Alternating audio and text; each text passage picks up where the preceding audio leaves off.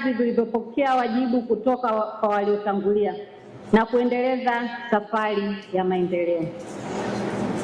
Kwa familia, siku ya leo ni siku yenye hisia tofauti kwetu. Tunamkumbuka baba, babu, kaka, mjomba ambaye upendo wake kwetu haukuwa na maneno mengi bali vitendo zaidi.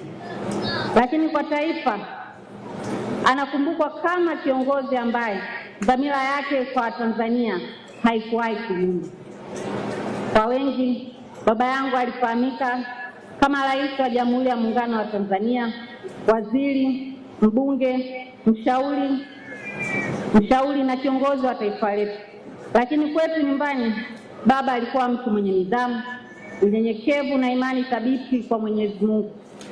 Mara kwa mara alituasa kuwa hakuna mafanikio bila kazi. Na mara nyingi alisikika akisema, kama unataka heshima katika maisha, fanya kazi. Kama unataka nchi yako iendelee, fanya kazi.